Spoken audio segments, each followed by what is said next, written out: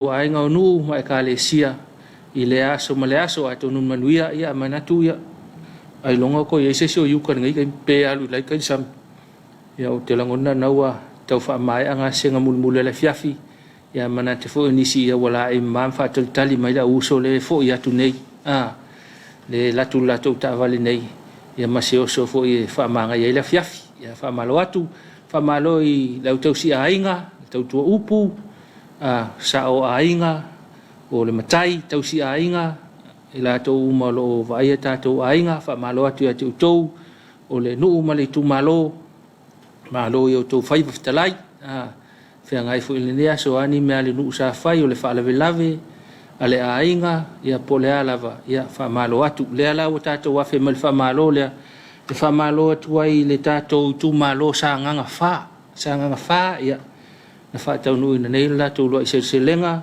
ia fa pe fo ia le fa mana tuina o le tuto tasi le fa wa pe ta to ia fa ta lo fa tu ta to fa ma ta lo fa ma lo ta to por kalambel ta to tu malo sanga fa ia la ufionga le tofi le tu malo le ngata le tu malo lo na tele ta penanga o fa mo pe na ia fa ta le li o mai le lao ia sa ki mon nafi ai ma ko ma ngai la fio le yaso fa tino ile fa mo ngai fa malo fo ile lo o le tatou tu malo ile no fo afio anga ia fa pe fo i tupu mai ta pa au se o lava ile malo si o tatou tu malo fa malo atu ta penanga mata ngo fie lango i fo ia le por kala me manaya ia man tu fo ia le wa por kala me se lenga ia le tau nga lu fa ta sil tatou wala to tv lua tu fa ta se mal por kala me fo ile o le talo mua le sa tau fai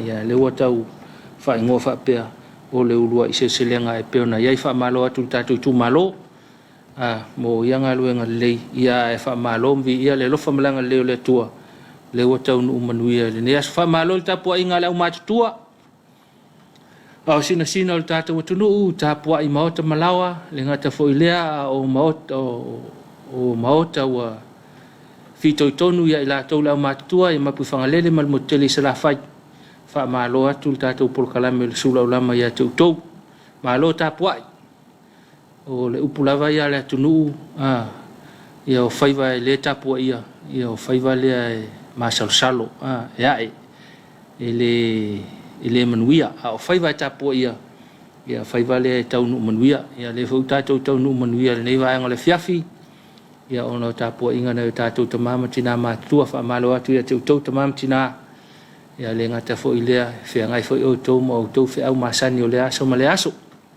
fa malo atu tatou por kalame o le Suluaulama ia fa malo atu le malo la o fio ngai le au le malo fa pele suiao mo lumo siofo malo mo Tapuaiga fe am ngaluenga le aso le ngata fo ile o tiute sa fenga yai ia fa malo ile malo lo fenga to mai palemia sui palemia o le kapeneta la o fionga le fong fetalai ma sui fong fetalai ia ma fai pule malava o le fono uso le tunu o le fono fai tu la fono le malo Samoa fa malo atu lo fionga ile tai le tuangai ia fa pe fo ile vaenga fa fai le tawata ile ia sui fa ngaluenga ia manatu sai o malo o ile tatou fa mo le sanga fa na tu sai ai ia le ngata ile ia ni siva nga sai ai ile ngata ile ia fa au fa o pe le aso te le tau tiute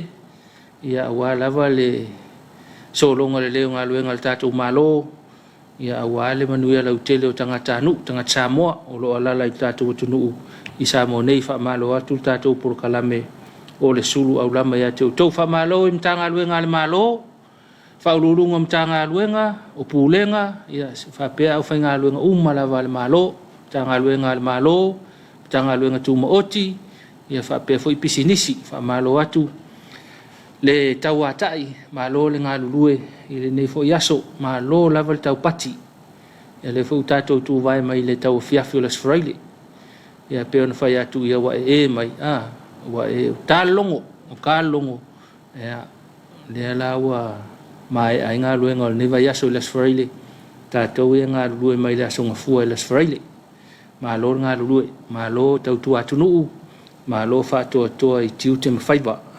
Iei nei mtanga luenga le malo le na whai lato, e whai tau whaini lato fuafuanga I nei aso.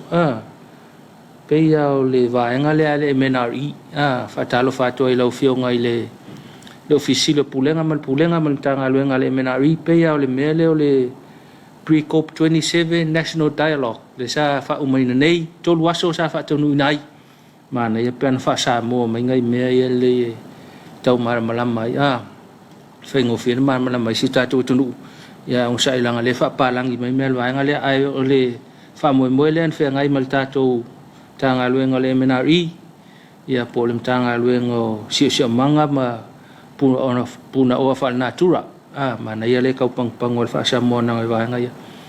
Ai wha malo tuai mtanga luenga, ia e whainisi mtanga luenga whea ngai mani wha moe tāua le so, le maua le tātou pulkalame, ia ai wha malo tuai le tautua tunuu, ia le ngata fo ilea, ia a au le wha o ngā ina o le walauina, ia le tautua le tātou malo, wha malo I le kālesia, ia tau whai watatalo, wha malo I tamao le kālesia mau tau whalitua, ia le loa o wha whengainga whalitua I so se Afioanga, e kālesia Samoa nei mātunu e mau, wha pia fo I lau whai ngā luenga te tofi, I so se e kālesia, ia mawhaarulunga o so se lotu I te tonu le tātou tunuu, wha malo atu le tātou porkalame le Suluaulama, ia te utou I tiu te mawhaiva malo te talo, ia o loo manuia I pia whi au mga luenga le tātou tunuu, wha malo fo I Tapuaiga, wha malo nei tātou mātua malo lo pensione, malo lava, malo tau atai, whi au mga luenga sa whengai mautou,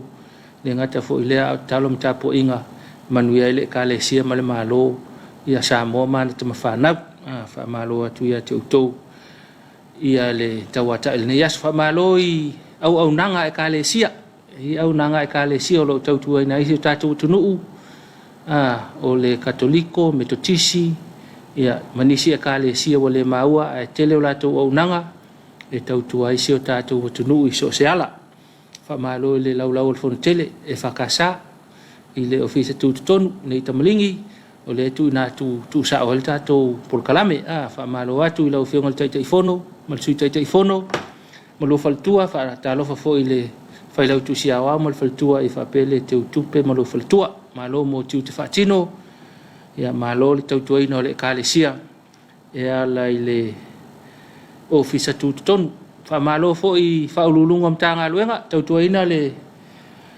le ofisa o le kālesia, wha malo atu, malo o maltato porkalame, malo fo I mo tiu te ia lau whai ngā luenga umalava, tātou e kālesia, wha malo le ngalo wha malo I au tau, tautuaina o le kālesia ia na whi au mana ngā luenga, e ala I tā ngā luenga, ia ma ngā luenga I le ofisa tūtutonu I tamalingi nei, wha malo atu I leo sunga ukuso ma le ofisa faltusi, whale lomitusi le kālesia, ia wha malo atu fo I le awhionga I le whatonsili o aonga, ia wha pia fo I le awhionga I le komisina o whanua mawhale, o le waisi vaenga o le awhionga le whaatonu, sunga le whiau, o aonga Kirisiano, ia wha pia fo I le vaenga Faamisionare, na sunga le whiau, ma le vaenga Faamisionare, a le kālesia ni te ua misi se sia teau, le ngata ho ilea, ia misi, ia ele misi si la le tua, wha malo atu tiu te mwhaiva sese, wha malo fo I le ofisa tina, e peona iai, wha malo atu fo I tiu te mwhaiva, mga kua sopol tātou wha malo le Afiafi, a misi, ia o te popole, ia e misi, ia ele ngalo le mawhauwhau mal tātou porkalame, wha malo atu pānga lava le tātou porkalame le Suluaulama, o maua mal tātou whasalaunga, I lunga o penga te whailangi atunu I mamao, wha malo atu tutuila manua, malo ngā lulu le nei aso, ko e kasi au tau wha malosi au tau, ia wa o lea skofi au tau, ai kai au enga, ia asfalaile I lo au tau maliwa yaso, wha malolosi, ia I whi au matiu te o whenga iai, wha malo atu foi, I le au matutua I a inga, ia wha pe foi la tau I tau tuaina nei tātou a inga, I tātou motu I sae tutuila mamanua, ia wha malo atu ai lea I atunu e mamau, o le ale taimi o le aso ia po le ale aso le te mau mai le tatou por kalame ia fa malo atu mtalo atu Suluaulama ia ile fi ngai fo ima fi au mga luenga va ai chau ngale mu va ai sanga le mu le tele ia ona se fa inga tal tau singa sanga le mu ia tau atu no mau New Zealand America Europa Hawaii se tau fa inga tal tau singa sanga le mu ia o ngai masasau ke le ko ka vale ma venga fa pena tau tona sanga le mu tatou pa anga mai mo mai tu no mau alfa malo la ia malo tau atai malo fa toa malo ngalului malo onsa ia le lo fa le tu malanga lona le ia manatu lava fa mai tala to ina mala fa ngaluenga ia ele o se malo si o tatou ele o se tatou anga wale lei ia ole o tai o tatou wali o Yesu Keriso mal fa tasi mai le anga ole tua wa tau manuia mai tatou fe au mga luenga ole ne Afiafi malo ngalului e foi inisio tau fa umana fe au mga luenga ole ne yaso e foi la wanga na wole no na le la na kuanga le la mala to ya ai malo fa malo atul tatou por kalamil Suluaulama mo to fa vai ya o umal va yaso maleaso ai awol pole ila vea tu pe ol tatou fa malo 2 minute te ele tu la lima la fa tatou fa fianga to foi mai langa misil tatou fa malo stino leola fa malo stino leola na nafi ono tatou fatal noanga ya foi mai lol tatou malo longa ya so ma se fa poponga al tatou por kalame o le fa malo stino leola fa fianga to foi mai ya fa wa tatou Suluaulama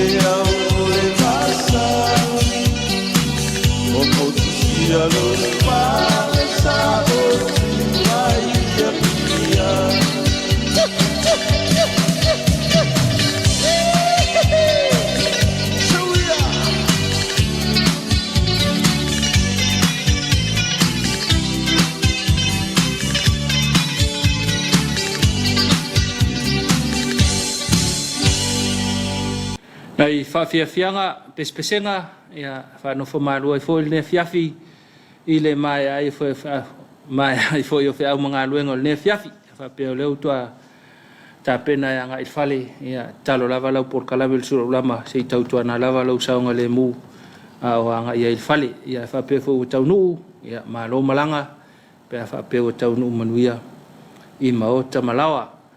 O le tātou por kalame, whapoponga tātou por kalame o le whamalustino le ola, whamalustino ia o le vaenga le tātou soifua mo le tātou wola, ia se por kalame ua ngā lue wawa alua el tātou whalkolenia le Hims Fitness Center I vai vasetai, ia malau TV lua, ia le ngata fo I lea o le langolango mai a vaenga o le mtanga luenga o soifua malolo ina, o le vaenga le kānesa, ia o le vaenga le HIV/AIDS ma le vaenga le TP ia po le fata vai mo silfia o nei pe ia le so ia lena fata ua il tatou mtanga ruenga ia le piniki ia mo le kanesa a vaenga kanesa ia o lango mai vaenga le il tatou por kalame o le Famalustino le ola la sisila mai tatou tunu Famalustino ta pena mai le afionga tola foa ia wa fo le nei Afiafi e fa umai fe au mga luenga a mai a ia toi foi mai fa wal tatou Suluaulama. Uso, you all right? Is there something happened? You wanna talk about it? Yes, if it's alright with you. What happened? I think I'm sick. I'm not feeling well. You want to go see a doctor or nurse? I think so. Okay, let's go. Okay. Understand and support each other by talking openly about these diseases. Nothing is impossible if we give each other support to talk about it, getting your tests done, and allow appropriate treatment if you are positive. do it for ourselves. We can be safe from sexually transmitted infections together. All we need to do is to Talk it, Test it. and treat it. It's as easy as 1, 2, 3.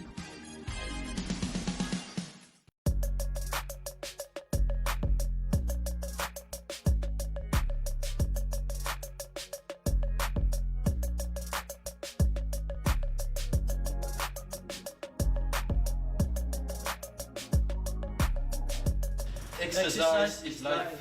Famarustino oleola. Makua o da. O legs le alela o upper body low body le low upper body le upper. Okay, you can see it. All different sit up, leg press, 10 reps, and then move around. Okay. 1, 2, 3, 4, 5, 6, 7, 8, 9, 10. Remember, this is the upper body. The last time we just finished the leg, but this is upper body. Move around. Here, legs extend. You can see this to build a muscle. The legs. That's good. Yeah, you can do that for the whatever part of your body you must do it. 10, here. 6, 5 out. 8, Okay, yeah. 9, 10. Okay. Mother, move up here. You can see this is very important. This is for your legs. That's it, yeah. That's it. You can see 10. That's for your lats. This is for your legs ascending. That's for your shoulder. This is all upper body. Upper body, a leg, the power, and this is your upper body. 10. Okay. Yeah, move around. This is for the stomach. Okay. Let's go.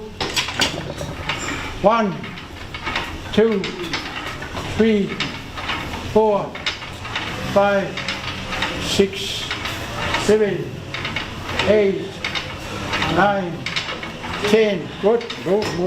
Move around. You can see all the legs, the stomach. You can do the back. You can see the shoulder up there, the chest. So this is all upper body we are working on. The stomach. You must have a good muscle in your stomach because this will control your breathing.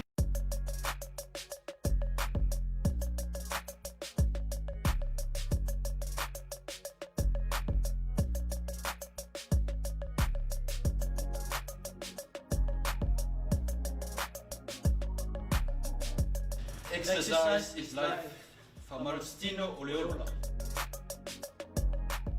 Ia whaapoponga le tātou por kalame le whamaristino leola. Ia o le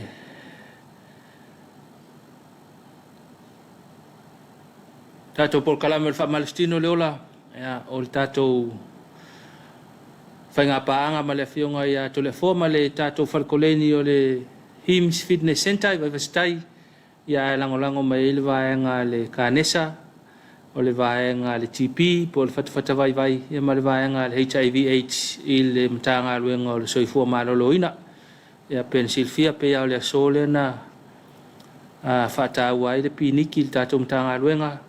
Ia wa lava le manatua i lātou maua, ia polo o maua ngase, ia le ngata fo ilea whaatau ai puipuinga. Ia ona o le afianga o le whama ileanga o le Kānesa.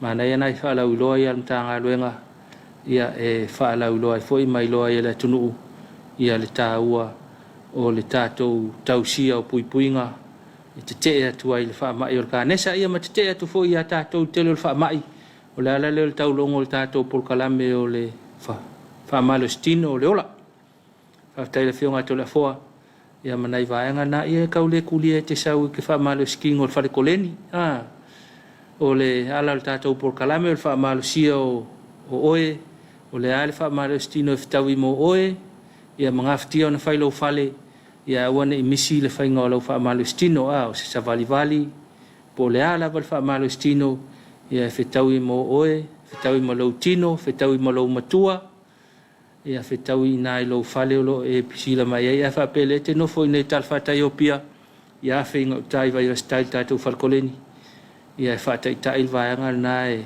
sau noa mai e tole fua mo tātou Faamalostino, nei vaianga na whamanatu ai pēl tātou atunu ua tāua, le whai o sina Faamalostino, e whai sina Faamalostino le nei aso, a kongu fo e kau alu ai le whaafika uli ngai tau fiofil nei taimi sa ia I whiau mga aluenga, ia le lope whai lor Faamalostino ia alu le a koi fafo ia maa ato ai le avenga la tau, ia makilia ato il mafau ia whaalongo kua koi malosi ato le tino, Faamalostino le ola, o le tau sami mea ai pāleni, tau sia o lau tino pāleni, o lau tino momosi, ia whaapea foi le soifua umi, soifua whaaloaloa, Faamalostino le ola, Faamalostino le vaenga o le tātou soifua, ma le ola, la toi whaise tātou malolonga, toi foi mai, whaauau tātou porkalame.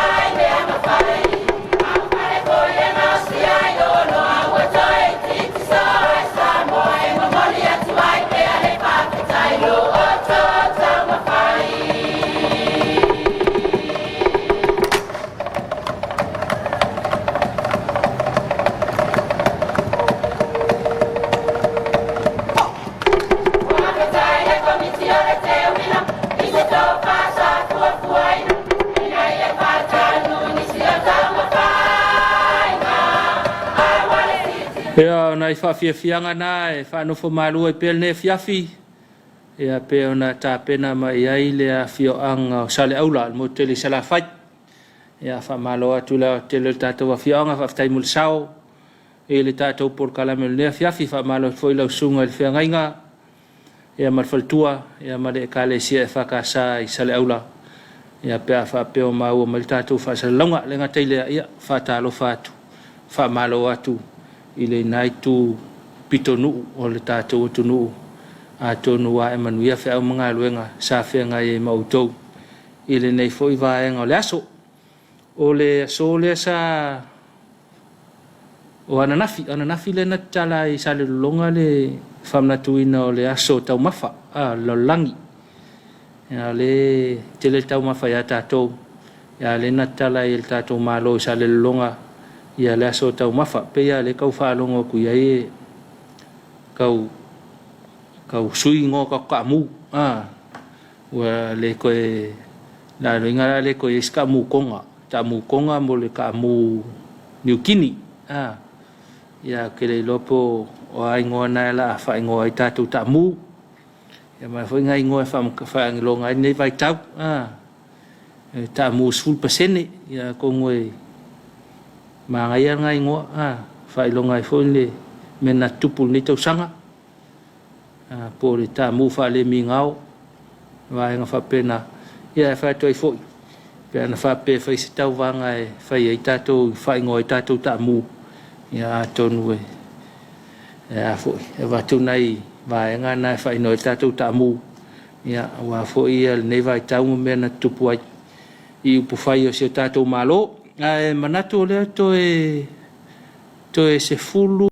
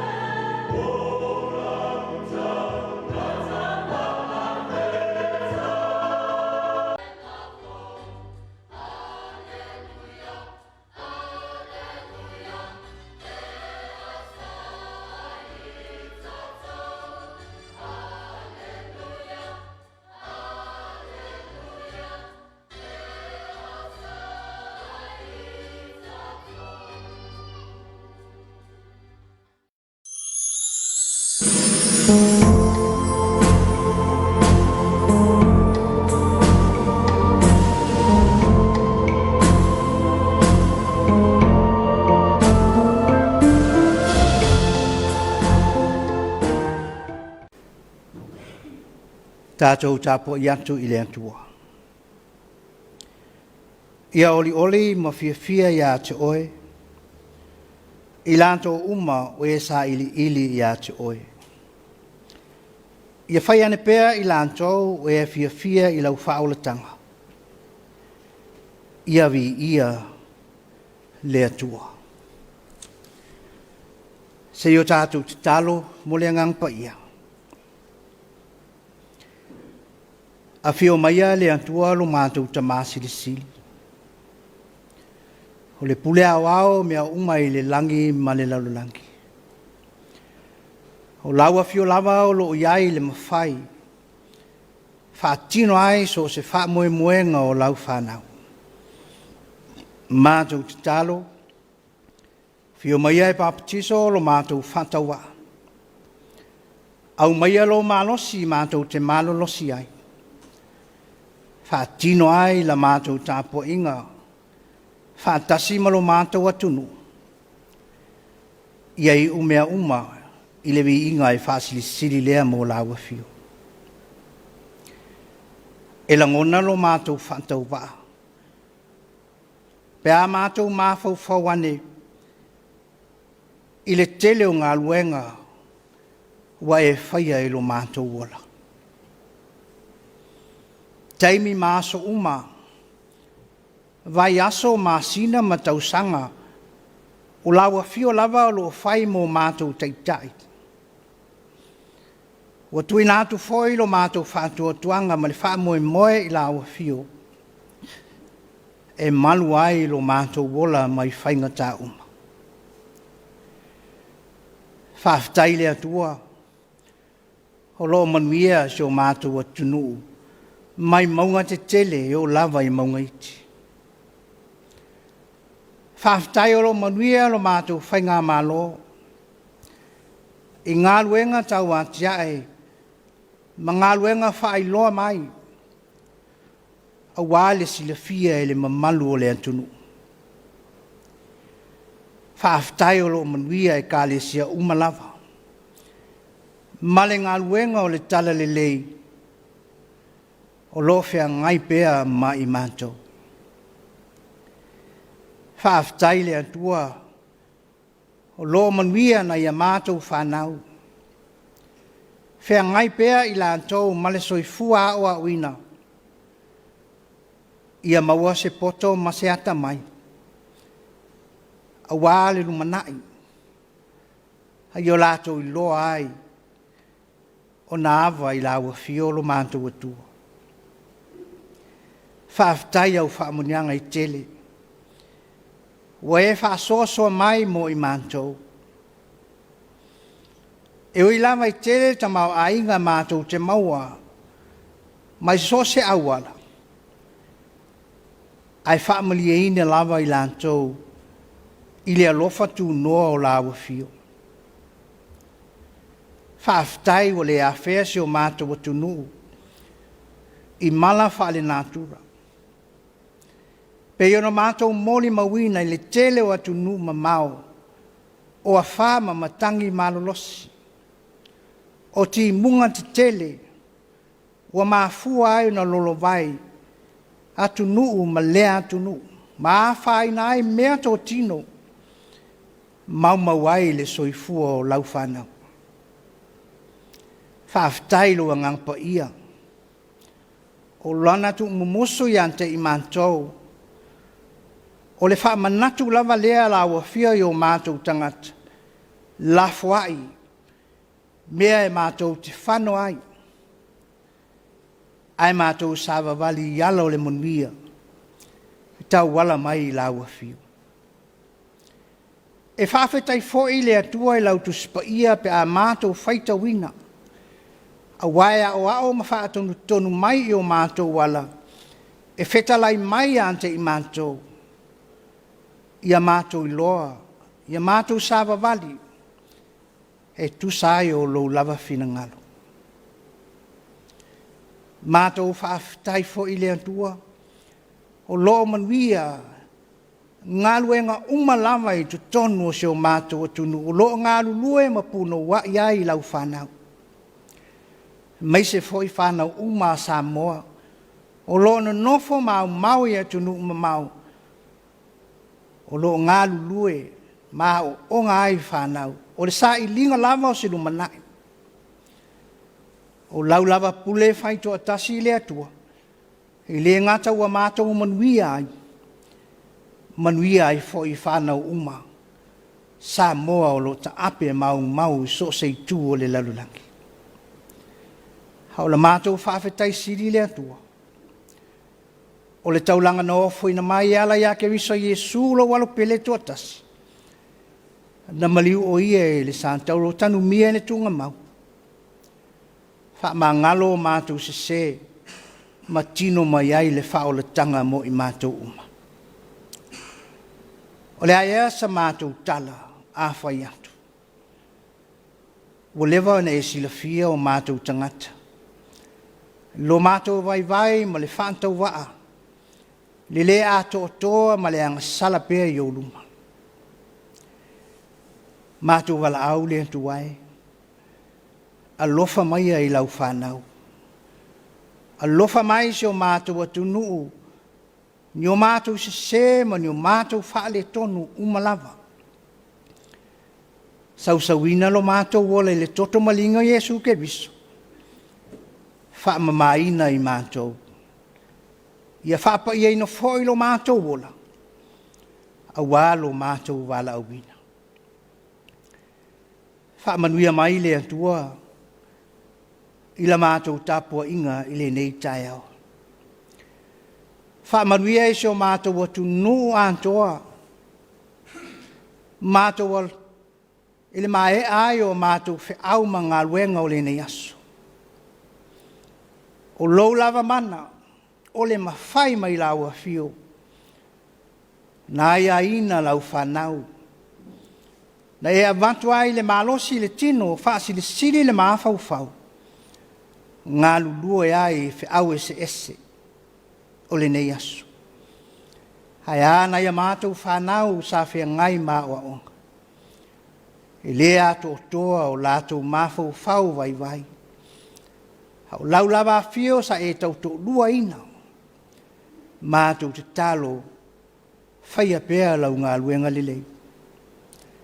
Ia manuia na ia mātou whanau, male whea ngai o I lantou, male soifua o awina. Wha manuia e ka le sia ese I tonu lo mātou atunu. Wha manuia i au kolisi wha whai whea au. O loa o awinai, lau fina ngalo, mole lumanai. O le wheau o le tala lelei. Whaamanuia I ta māmati nā mātutua umalava o Samoa. Le mālosi o le atunu he o lava nei whanau laiti. Iai le mana o lawa fio le antua.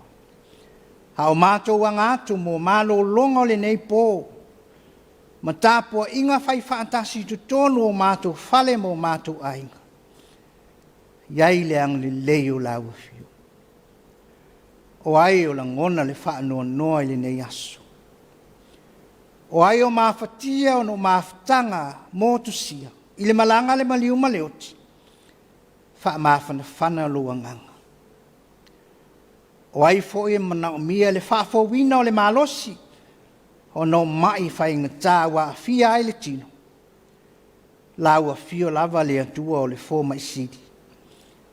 Ha apa atu, whetalai atu ia laua fio le atua.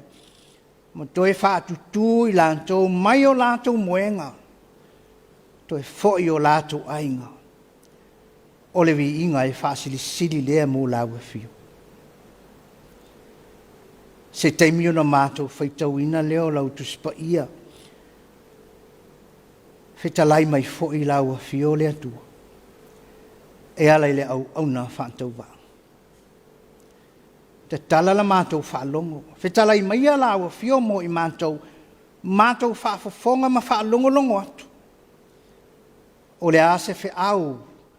E te whetalai mai ai mo I mātou le neitu lao le Afiafi. Tau ia o se whaamanatu. O se lui tau ma se timai.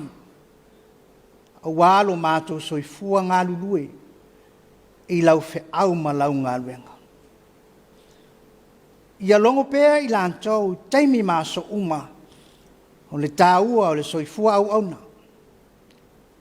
Wā o mea mātou te lulu e toi fo i mai e la ua fio i se ta mau ainga sili atu o na tāua mau ngā mo i mātou. Whaamanuia i le nei ala ata le TV e whakasa. Le to mai wa lātou whaangaina. E whaai loa tuai lo fina ngalo i tutonu o whale ma maotau ainga. I tutonu o seo mātou atunu. Pui lo lātou soifua, maua lo lātou malos. Au mai pēr ia te i lātou ni anang maa se tele. E whaau au ai le lātou ngā luenga. O nisi o a mātou te talo le antua. O e si la fia foi. I te talo lilo ma mawhau whaunga o le tangata lava ia. Whai alo fina ngalo.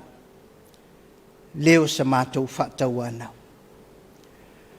Ono Yesu ke riso ua mātou te talo atu ai nei. Amen.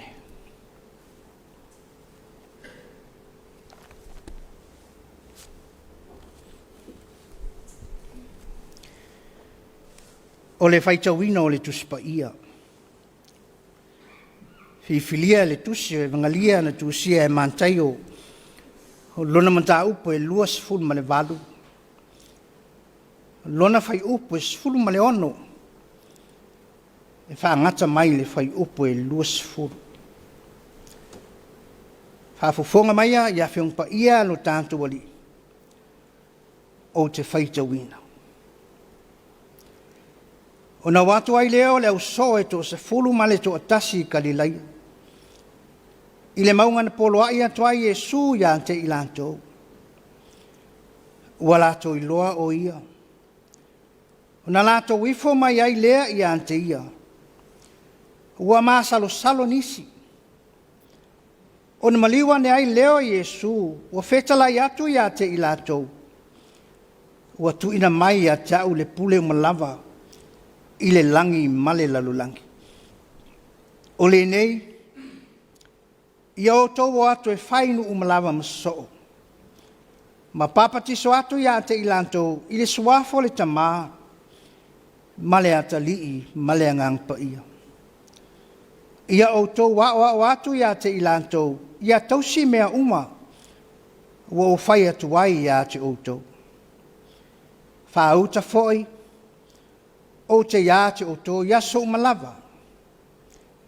E o lava i le ngāta anga o le lalulangi. Whaamanuia te le mai le antua. I lo whaitawina ma le whaalongolongo whaafofonga mai o lo tātou atunu. Whetalai mai le antua mo i tātou. Tu maupea ia te ia le vi inga e whawavau lava. Amen.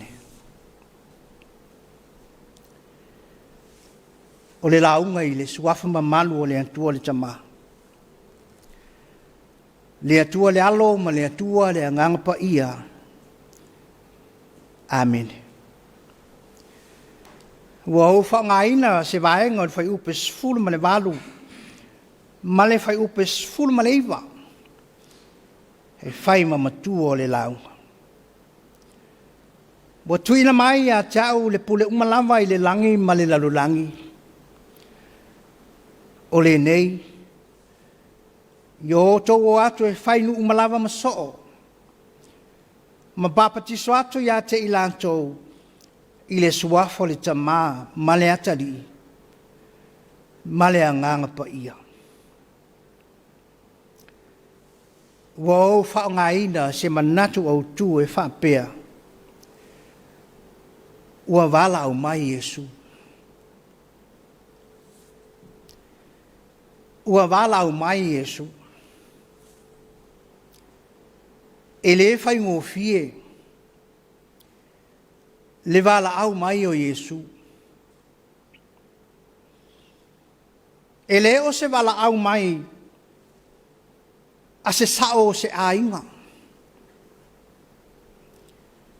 Po se minsta o le malo. A o le wala o mai o Yesu.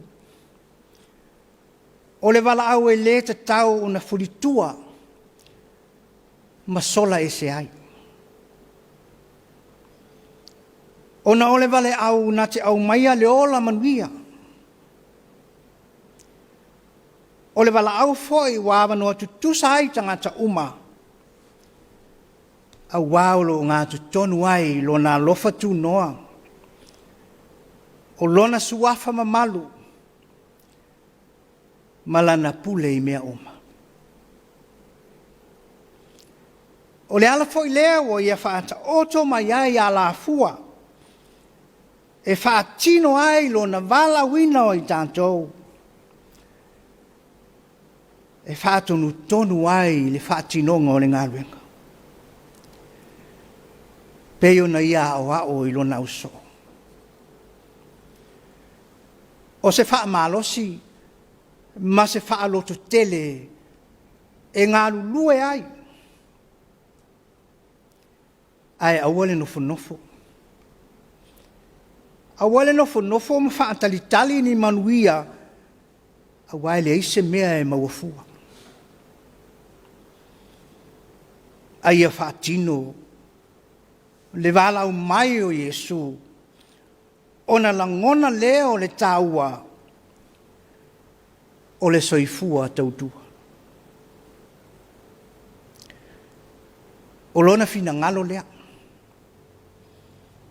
Ia tātou woe tala I atu le tala le lei. Ia whaapa ia ina I tu uma o le lalulangi. Ia maua e tangata uma le awa noa tutusa. E whaalongo matalia ai le tala I le whaolatanga. Mai le atua. E le ima whai e le tangata anga sala. Ona toi whaatu. Ma whaola I ateia. O le whaolatanga foi mai le atua. Nā la mai a Yesu Keriso. O le whaolatanga mo tangata uma. O e wala ngona le wala au mai o Yesu. Ma whao ngalo na tangata mo ana whiau. O lona winga. Wa tuina mai le ngā luenga ia I tātou uma. E tātou te moli mau I ai. E ala I tō whinga ese ese. Ho lo tātou ngā lulu e ai. De foi wa ia fola mai. Lona awai whaatasi mai tātou. I so se mea tātou te ngā lulu e ai. E ala I le mana o lea ngangpa ia. O lo tātou malusi anga lea. E whaatonu tonu ma pui ai o tātou wala uma. I alu ma le mana lana upu. Mala tātou moli mau. O lona winga o le mana, na te wha upenga ina tātou, mo le wha tinonga o tātou tiute. Mai se lava le tali atu, I le ano ai o wha fi tāuri, o lo wha sanga tau mai. O ia lava ua whetalai mai, wa ia tau le pule o malava, I le langi male lalulangi. Ma o le mele te tauai o na tātou ngalu lue ma le mautinoa. Po o a lava wha le tonu ma mea whaingata e tu lai mai le ngaluenga. O lo iai lo tātou li. Le ao le ngaluenga e mawai lo tātou wha mawhan whananga. Ma le wha la e au I tu waso whaingata. E iai lava le manatu o nisi. E na o whai whi au. E ma whai o na vea ma soo po au auna. Lātou te tā lai le whina ngalo le antua. Pei tai o le wala au mai o Yesu e mō tangata uma. Po le alama lo vai ma le whātau waa e wala au mai lava Yesu e whao ngālo tangata. Whao ngā le ola le atua wai ate oe e au auna ma tā lai ai lona whina ngalo. Samoa e ma lau whaafafonga. O le au lea o le tala lelei. Wa uma ona whaofu I tātou he ofu tau o le manu malo ke riso. Ma le wha moe tātou te manu malo fo. Pe a whai e ta lia ma le loto fia. Ma le wha maoni lona wala au mai. Ua whai ngatane yaso. I mea whātou sina. Ua vanga iai le toa tele. A o se vai inga. Ina ua le whaalongo maustai. I le wala au mai o Yesu. Ua tātou o mai I le vai tau o whainga taulanga. E māsani lama o na langona ai le uleo. Pau o le mea ua mau. O le ngangana lea. Ua alo iai. I le lela ngona ina o le vala wina. A o se maafau whonga o le tangata. E le fia whai mea le lei mo le antua. E lei loa se au lotu I le toa tele. Ai loa I le whai mea sili mo le antua. O la le whai salamo. E le tuli moe. E le moe fo I le antua. Le atua e ou le ngā luenga ua tuina mai. E le malolo I le fetalai mai le au ma le pō. E wha manatu mai le ngā luenga. E le whaia I le mata moe. Whai mai le manatu au tū. O le aso le nei le tusi whai tau aso le whakasa. Aua le whaamali e ina tangata. Lona winga. Aua le whaamali e ino lau tangata. I le ofo ino whasi mea. E whaamali ai le ma whai o se taulanga le lei mo le antua. Haia whaamali le antua. I mea le lei ma mea si le whai taulanga ai ante ia. Wa o ia e ou le ola. E ou le malosi. E ou le ta mau a inga o lo whaasua mai. E ou le wha o le tanga o tātou sapi ai. O le ala foi leo le wala au mai e o su. Ua whai ai tātou mana fita. E tau wina le taua o le tala lele. O lona fina ngalo. Tātou loto te tele ma wha malu losi.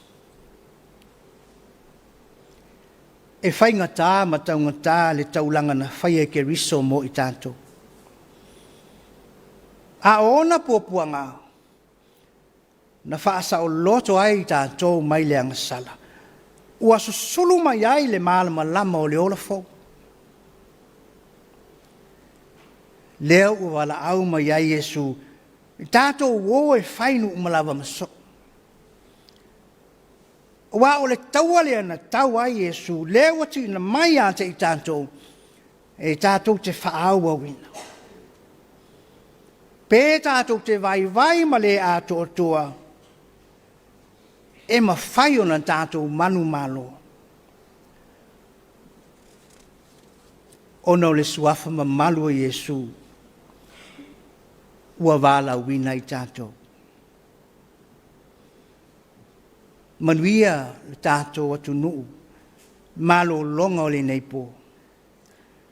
Ono Yesu. Amen. Tātou pese le pese se lau ono sifun maleono.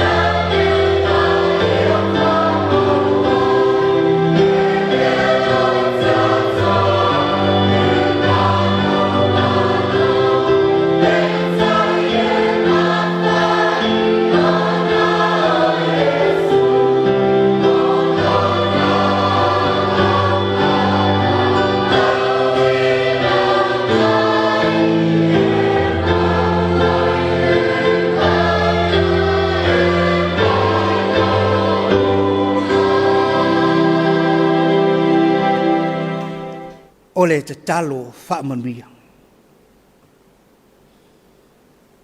E vai lava o mātou tangata. O mātou tāpenanga fōi e lea ato o toa lea i lau sila whanga lea tua. Mātou whaamui moe i laua fio. E te wha ato o toa ina mātou toa ina i loto mawhina ngalolo mātou atunu. Ia tupu pea maola pea. Le fe au o le tala li lei. I tangata umalawa. Au le manuia ma le file mu o laua fio le atua lo mātou tama. Le alofa sile o ke viso lo mātou lii ma lo mātou whaola. Le maftanga fai pea ma lo lavangang pa ia. Ia ilunga leo se o mātou atunu nei. Le lalolangi atua. Nei se yo i whaavavau lava. Amen.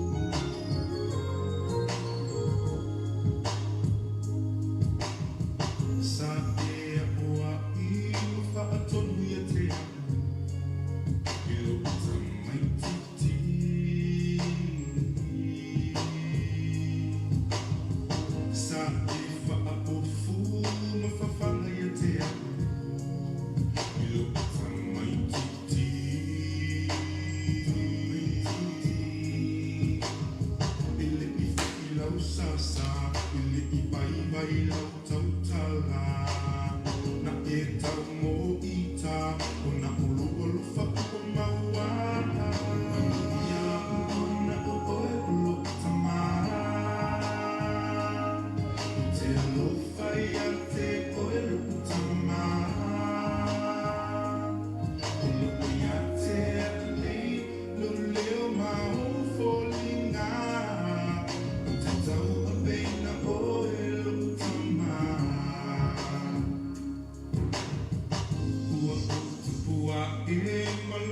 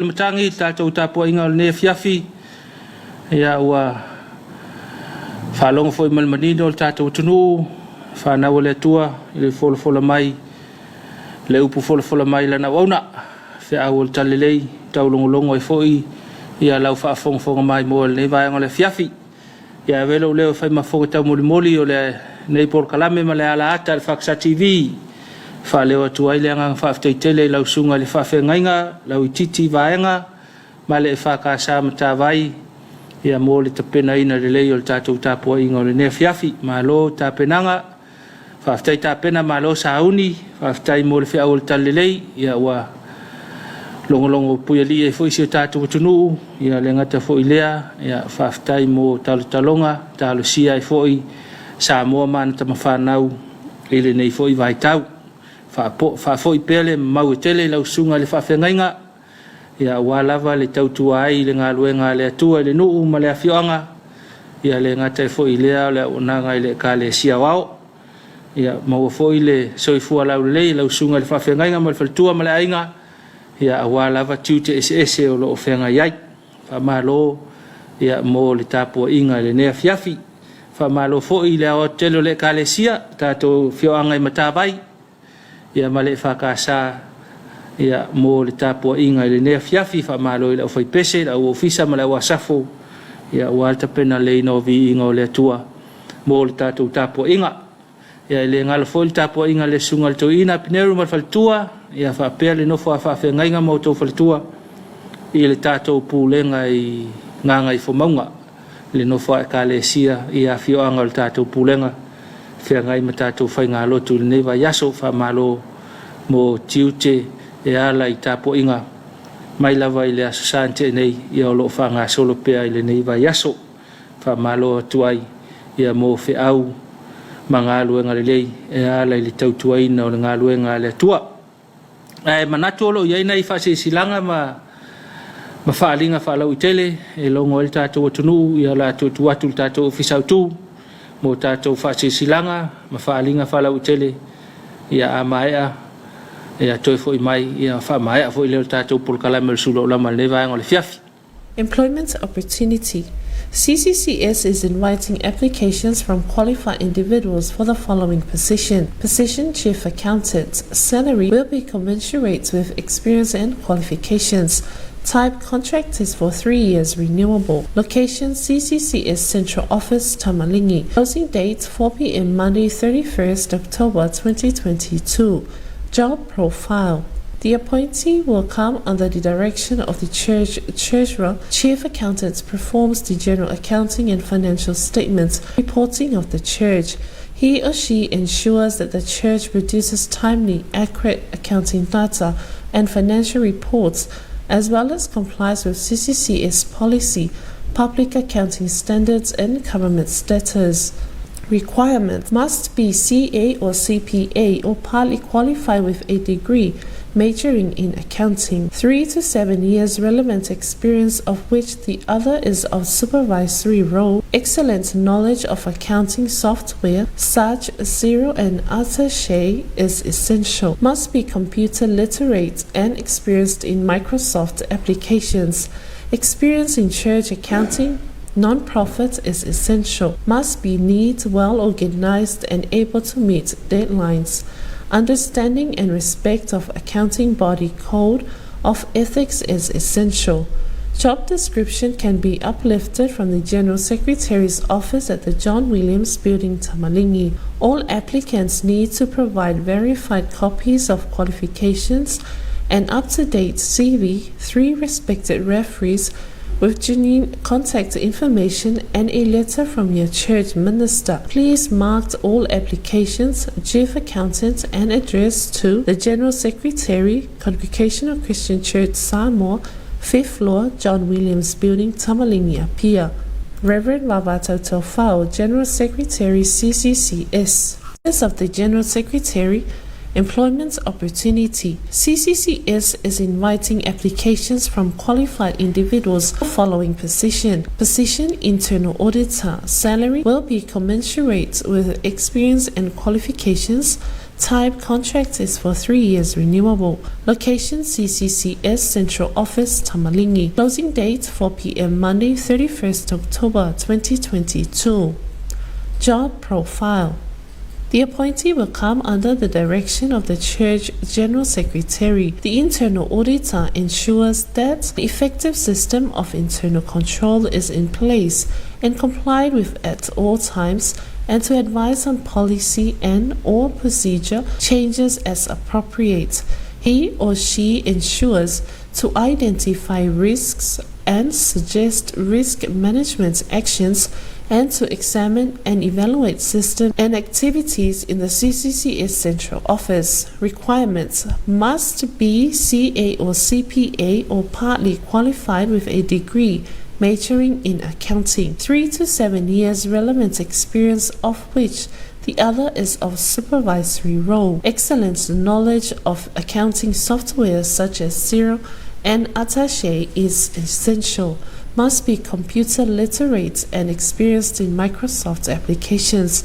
Experience in church accounting, non-profit is essential. Must be neat, well organized and able to meet deadlines. Understanding and respect of accounting body code of ethics is essential. Job descriptions can be uplifted from the General Secretary's office at the John Williams Building, Tamalingi. All applicants need to provide verified copies of qualifications and an up-to-date CV, 3 respected referees with genuine contact information, and a letter from your church minister.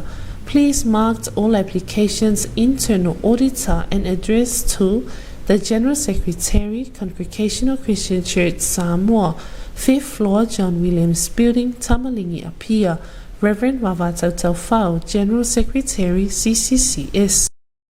Ya o maua tatou au nanga ya mal tatou por kalame Suluaulama ile nei vai ngole Afiafi ya tau long pel tatou tunu ya o nanga ya tatou EFKS TV failo atu lau fasi silanga malau feau ya ilunga tatou ala ata mal tatou upengat failangi ya ala fasi silanga ya mafaalinga lau falau tele la vale vai ngai mom yai ia e fai ona ona ile e EFKS TV ile nei vai ngole Afiafi ole e nei ta longa fu fai ngol nei vai aso e atonu fo ye koma ye fai ngol nei vai aso ye fi am ngaluenga pe ya ta ya ole ta alo ile pe ule New Zealand ma Japan ia pe fo ya ta ya fo e ta alo ile au ale walapi Australia ia male fulima filfilia Scotland ona o to ilo pe ala songa fua ia le talo na mul talo nga muli al tato to Samoa ia o ia ile ipolla lo langi o la kapiliki talo nga mafarani ia mana to foi mai mo il tato tunu inisio o na televisi ia po lunga foi pengat fai langi kele nga maua me lunga o internet tato matamata inai vaanga na ia to fo ia ile ni fai ngol ne va yaso ya fa pe le wa nga e fai fia nga masani pe fai ngol va yaso ya tau longo alta to por kalame ya ta fao mai va fa kelsiano fai poto ya ma fai tamai wala va lo fol temi ya nga il fale ma lo le sailin malosi e wa le ko ma fo la so no fu ya ko ma ka fa nga luenga tali mai tamama tina il fale va vai mai lo to fo yatu fa pe ole fo fanga na le fiafil nei ai fai lo ta vale le si le lo wa do tu lo ta vale fale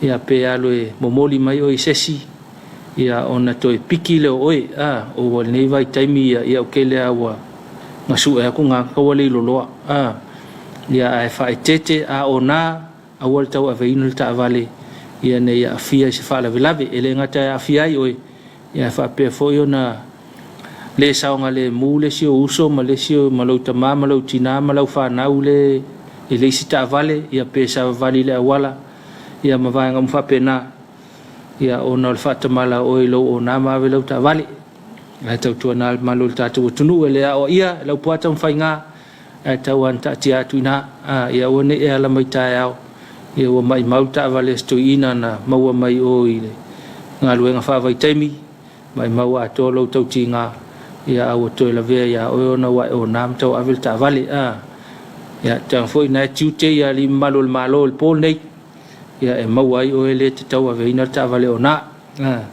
ia o le fa solongo tatou por kalame nei vai ngola fiafi tale tu la fitu lo sa mo tau longo tala vai fanua tala o tatou lo tu fale e me na tutupul nei aso ia po nei foi vai aso ia so mai foi ia tala vai fanua le ala ta fitu ia mai le ala ta fitu le TV Australia amae alea ia o nai fa fianga ia amae afale tu la valu ia fa fonga mai foi o sisil mai ile sunga ya Tapuaiga mal tatou por kalame le soale pule ia tonu peia o le pol nei ia tu inga tu sao e tu mai tu sao tatou soale pule ia mai se vaenga o le moteli sala fai mai mo mai ai puana nei ia ona manino le o le vaenga sala fai o lo tu mai tu sao o tatou por kalame o le Suluaulama ia fa uma toi foi le tatou se atatifanga ta pena tu elo EFKS TV lango ia le PSL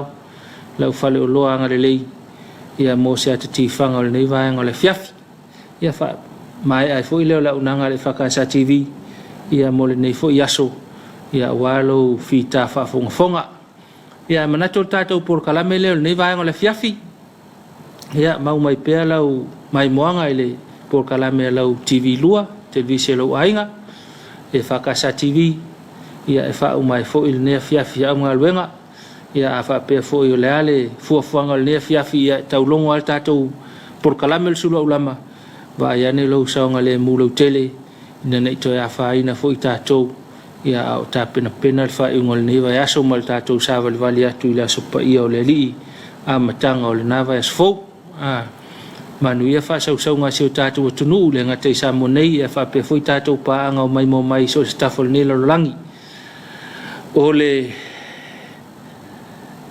fa mafanfana e la toa fa noa o no vala o le tua po ala fa noa nga ia fa maselenga nga le tua ya tu awa tu tu vale ele tu una o tu ele tua i taimi fa pe nei ya o mai lenga nga le tua i malolongo le fiafi tu fa le lenga fa tu lang o tu o le mtanga luenga o pisnisi ala manue malei paul tatou fale o le SOS ia fa pe foil tatou papa instant koko Samoa lango pea nei por kalame manue tele fa sau ngal tatou tunu manue al fa ingol nei va yaso to fa soifua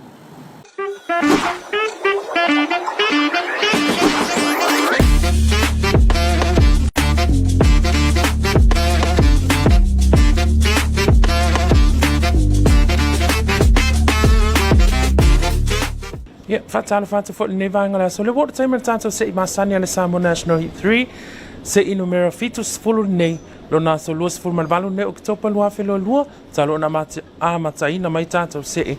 Mofatasima for Malo, a Walliseki na Tato Ma.